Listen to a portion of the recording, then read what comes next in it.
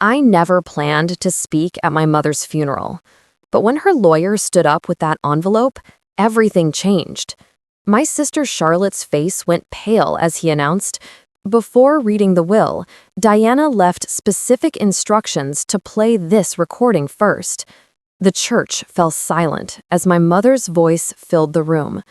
"If you're hearing this, I'm gone. But there's something you all need to know about what happened at Diana's graduation." My mind raced back to that day 3 years ago, the day my sister humiliated me in front of everyone I loved, the day I promised myself I'd never let my family hurt me again. I'd spent years building my life away from them, thinking I'd buried the past. But Mom knew everything. She'd been collecting evidence all along. As the recording continued, I watched my sister grip the pew until her knuckles turned white. The secret that tore our family apart was finally coming to light, and there was nowhere for her to hide. Growing up in suburban Massachusetts, our family looked picture perfect from the outside. My mother, Diana, was the pillar of our community, head of the PTA, volunteer at the local food bank, and hostess of the neighborhood's annual 4th of July barbecue. My father left when I was 8, leaving Mom to raise Charlotte and me on her own. Charlotte was the golden child, homecoming queen, valedictorian, and Boston University scholarship recipient. 4 years older than me, she set impossibly high standards. "Why can't you be more like your sister?" became the soundtrack of my adolescence. I still remember my Sweet 16, when Mom saved for months to throw me a party at the lake house we used to rent every summer. Charlotte, home from college, spent the entire evening telling stories about how awkward I'd been as a child. "Remember when Diana tried to join the debate team and froze on stage? Dad had to carry her off." My friends laughed, and I smiled along, but something inside me shattered that day. Despite everything, I worked twice as hard. While Charlotte studied communications with dreams of becoming a network news anchor, I pursued environmental science. My passion for climate research earned me a full scholarship to MIT, something even Charlotte hadn't achieved. The real trouble began during my senior year of college. Mom had been experiencing strange symptoms: fatigue, memory lapses, occasional confusion. When the diagnosis came, early onset Alzheimer's, our world imploded. Charlotte immediately positioned herself as Mom's primary caretaker, despite living 2 hours away in New York. "I'm the oldest," she'd remind me. "Mom needs someone responsible." What Charlotte didn't know was that Mom and I had our own private ritual. Every Sunday, I'd drive to her house for coffee. As her condition worsened, those mornings became our sacred time. "I'm keeping a record," she told me once, tapping her temple. "Everything important goes in my special box." I didn't understand what she meant until much later. The grand gesture came about unexpectedly. During my final semester, my research on urban watershed restoration won national recognition. The university invited me to deliver a speech at graduation, representing all science graduates. When I told Mom, her eyes lit up for the first time since her diagnosis. "I'll be there," she promised, holding my hand with surprising strength. "Both of us will." Charlotte seemed supportive at first. She helped Mom shop for a new dress and arranged for a wheelchair-accessible spot at the ceremony. But I caught her expression when Mom proudly told her aunt, "Diana's speech is going to change lives." Something shifted in Charlotte's eyes that day, something cold and calculating. I should have seen what was coming, but I was too focused on making Mom proud one last time, while her memory still allowed her to recognize my achievement. Little did I know that Charlotte had discovered Mom's special box, a fireproof safe hidden in her bedroom closet. Inside wasn't just Mom's will, but a journal documenting family events for the past 20 years, recordings, and something else that would eventually expose Charlotte's darkest secret. The morning of my MIT graduation dawned bright and clear. Perfect New England spring weather, not too hot, with just enough breeze to keep the graduation gowns from becoming unbearable. I arrived early to rehearse my speech one last time in an empty classroom, my hands trembling as I reviewed my notes. My phone buzzed with a text from Charlotte. Running late. Took Mom for breakfast at Beacon State Diner. Save us seats. I felt a twinge of annoyance. I'd specifically asked her to bring Mom early so she could get settled before the crowds arrived. The ceremony began at 10 a.m. sharp. From the stage, I scanned the audience repeatedly, but couldn't spot them. By the time the dean introduced the student speakers, my stomach was in knots. Finally, just as I approached the podium, I saw them hurrying down the aisle, Mom, her wheelchair, looking disoriented, and Charlotte whispering something in her ear. "Good morning, fellow graduates, families, and faculty," I began, my voice steady despite my nerves. "Today, as we stand at the intersection of knowledge and application, I want to talk about watersheds, not just the environmental systems I've studied, but the watershed moments that define our lives." The speech I'd practiced for weeks flowed naturally. When I spoke about resilience in ecosystems, I caught Mom's eye and saw her smiling. For a moment, everything felt right. Then Charlotte leaned over and whispered something to the elderly couple seated next to them. The woman's eyes widened, and she glanced at me with what looked like pity. Charlotte continued whispering, gesturing toward me, occasionally loud enough that people nearby turned to look. Mom appeared confused, her smile fading as Charlotte kept talking. I stumbled over my words but pushed through. In conclusion, I said, "The most important lesson I've learned is that every small action affects the whole system.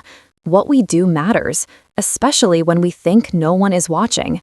The applause was warm as I returned to my seat. After the ceremony, I pushed through the crowd toward my family, clutching my diploma case. "There she is," Charlotte called out, her voice dripping with artificial enthusiasm.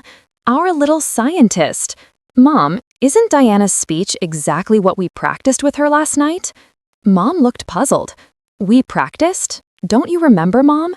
Diana was so nervous, she made us go over it again and again. You practically wrote half of it." Charlotte turned to the group of parents and graduates gathering around us. "Our mother was an English professor before she retired.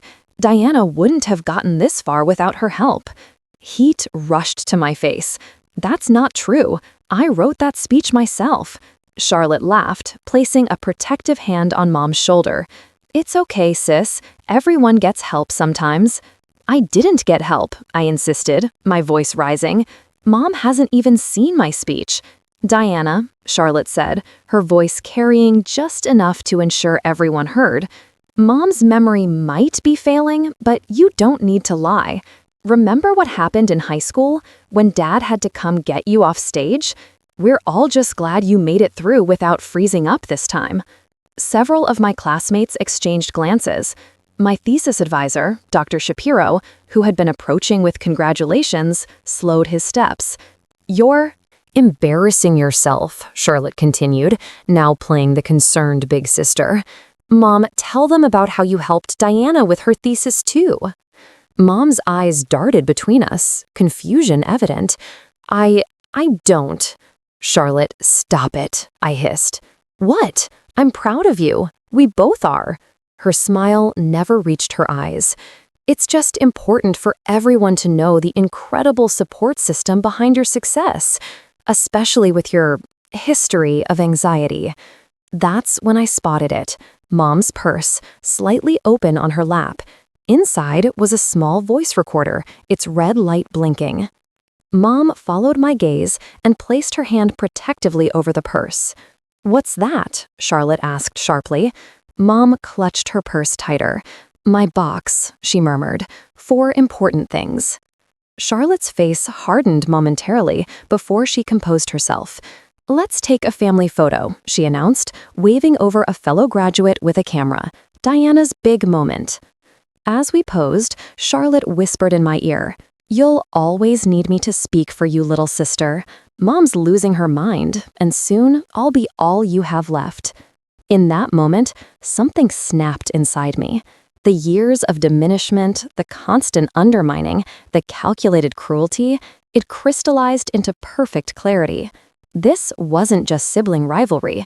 This was systematic destruction of my confidence, my achievements, my relationship with our mother. And now, with Mom's condition worsening, Charlotte was ensuring that even my proudest accomplishment would be tainted. But what she didn't know was that Mom's little recording device had captured everything. The graduation celebration dinner at Harvest Restaurant in Cambridge became the stage for the final act. Charlotte had invited several of her friends, people I barely knew, along with our Aunt Susan and Uncle Robert from Pittsfield. Mom seemed increasingly disoriented as the evening progressed, occasionally calling me by Charlotte's name. To Diana, Charlotte raised her glass in a toast. Who's proven that even the most unlikely of us can succeed with enough support? Her smile was razor sharp. And to Mom, who's always been there to pick up the pieces. The table clinked glasses as I sat rigid in my seat, watching Charlotte command the room with anecdotes about my childhood struggles and her own accomplishments. With each story, she positioned herself as my savior, my ghostwriter, my voice. Remember when Diana was supposed to present at the state science fair? Charlotte laughed, refilling her pint. Wine. She called me sobbing the night before because her project wasn't working. I stayed up all night helping her fix it. That was a lie. I'd won second place with a project I'd developed entirely on my own. Charlotte? Mom interrupted suddenly, her voice surprisingly clear. The box. Give me the box.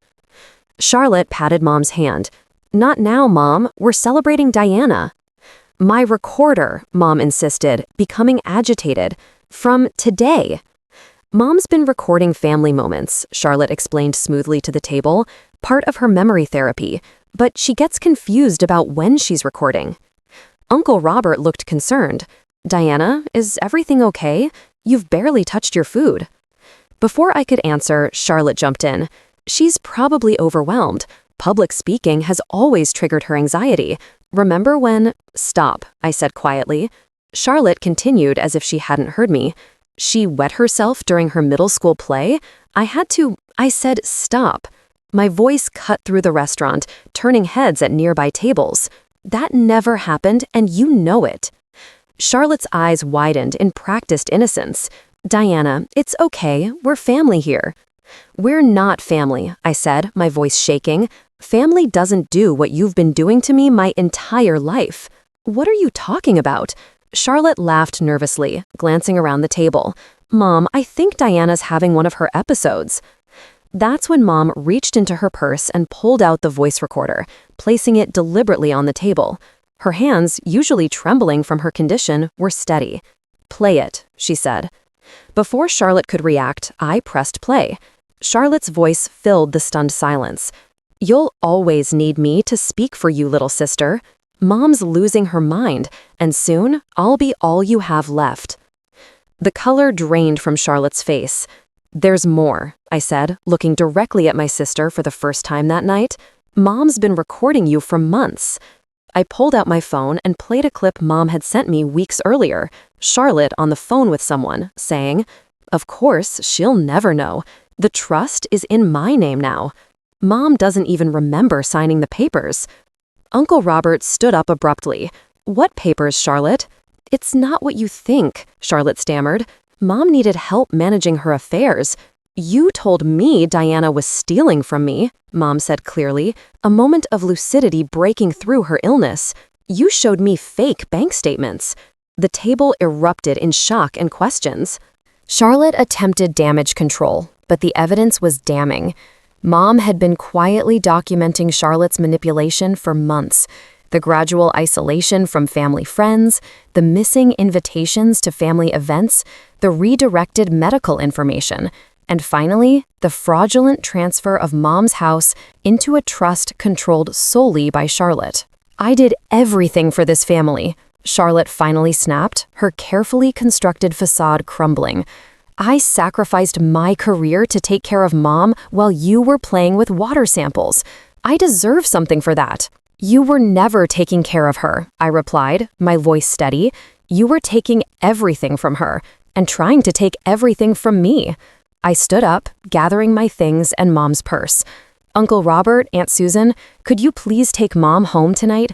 I need some air. As I walked out, Charlotte called after me. You can't prove anything. It's the word of a confused old woman against mine. I turned back one last time. Actually, I can. Mom gave copies of everything to her lawyer last month. Check your email tomorrow. The restaurant door closed behind me as I stepped into the Cambridge night, feeling both completely alone and utterly free for the first time in my life. The days following the graduation dinner unfolded like scenes from a movie I never wanted to star in. Aunt Susan called the next morning, her voice tight with concern. Your mother's asking for you. And Charlotte, well, she's gone to stay with friends. When I arrived at Mom's colonial-style house in Newton, the house I'd grown up in, I found Uncle Robert sorting through financial documents at the dining room table. Your mother's attorney is coming this afternoon, he said, not looking up. It's worse than we thought. Mom was having one of her better days. She sat in her favorite armchair by the bay window, thumbing through her old leather-bound journal. I knew something wasn't right, she told me, patting the seat beside her. Even when I couldn't remember what it was, I knew. That's why I started recording. The family attorney, Mr. Grayson, arrived promptly at 2. He'd been handling the Miller family affairs since before I was born. With methodical precision, he laid out what had happened. Charlotte had exploited Mom's early symptoms to have herself named as sole power of attorney. She had then created a trust, transferring Mom's house and most of her assets into it, with Charlotte as the only beneficiary. But she made a mistake, Mr. Grayson explained, adjusting his wire-rimmed glasses. When your mother came to me 3 months ago, confused about some papers Charlotte had her sign, I began investigating. The trust document requires 2 witnesses not related to the family. Charlotte forged both signatures. Can we undo it? I asked. Already in process, he assured me. And there's more. Your mother made a new will and recorded a statement detailing everything she remembered about Charlotte's actions. Mom squeezed my hand. I may forget yesterday, but I remember who loves me. The following weeks were a blur of legal meetings and difficult decisions. Charlotte made a brief appearance with her own lawyer, threatening lawsuits if we slandered her, but retreated quickly when presented with the evidence. The trust was invalidated, and Mom's assets returned to her control, with Mr. Grayson and me named as co-powers of attorney. The hardest part was the family fallout.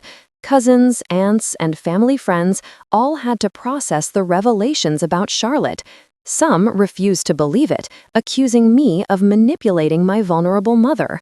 Others, who had witnessed Charlotte's behavior over the years, admitted they'd had suspicions, but never wanted to interfere. I made the difficult decision to cut contact with Charlotte completely. No calls, no texts, no family gatherings where she would be present. It was the only way I could protect both Mom and myself. Through it all, an unexpected alliance formed with my thesis advisor, Dr. Shapiro. Having witnessed part of Charlotte's behavior at graduation, he reached out to check on me and ended up becoming a crucial support.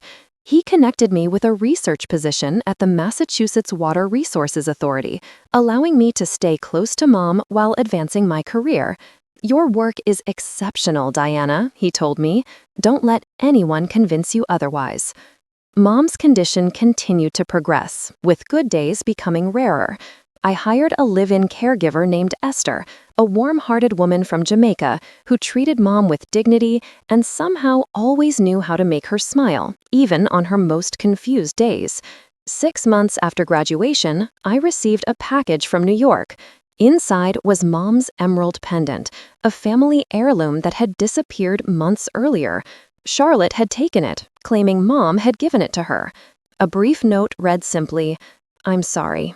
Not for everything, but for this."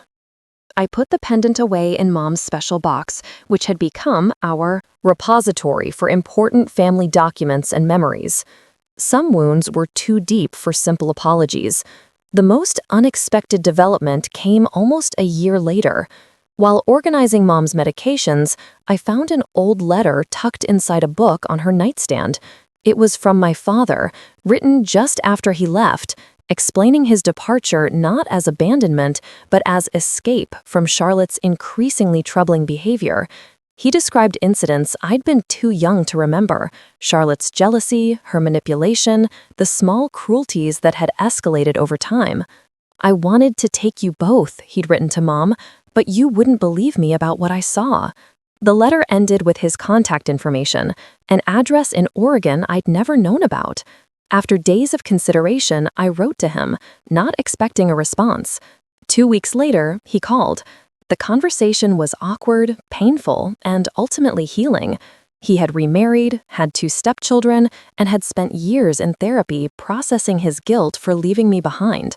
"I should have fought harder for you," he said, his voice breaking. "I'm so sorry, Diana."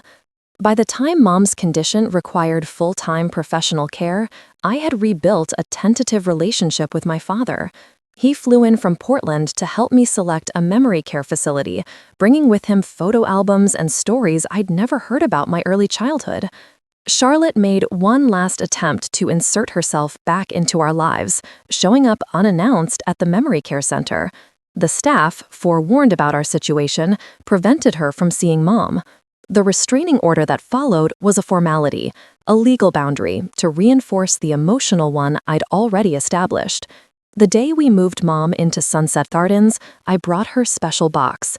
We sat together in her new room, surrounded by familiar photos and mementos, and she showed me one last item I hadn't seen before: a letter addressed to me, to be opened after her death. "Keep it safe," she told me, having a rare moment of clarity.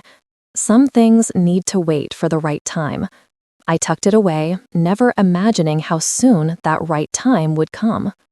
The recording ended, and the church remained silent as the lawyer handed me the letter from Mom's box, the one she'd told me to keep safe. My hands trembled as I opened it at the pulpit, facing a room divided by shock and revelation. "My dearest Diana," I read aloud, my voice echoing through the church. "If you're reading this, I've finally found peace. Remember that family isn't always who we're born to, but who helps us become our true selves. The truth has set us both free. Build your life with those who lift you up, not those who need to see you fall. I was always proud of you, exactly as you are." I looked up, meeting Charlotte's gaze across the church. For once, she had nothing to say. Walking out of that church, I felt the weight of decades lifting from my shoulders. The path ahead wasn't clear, but for the first time, it was truly mine to choose. Sometimes the hardest battles we fight are with the people who should love us most. But I've learned that standing in your truth, no matter how painful, is the only way to break free from others' narratives about who you are. If my story resonates with you, remember that you deserve to be seen and valued for who you truly are. No one has the right to diminish your light. Subscribe to hear more stories of breaking free from toxic family dynamics, and share your own journey in the comments below. Sometimes the family we choose becomes the foundation we never had but always deserved.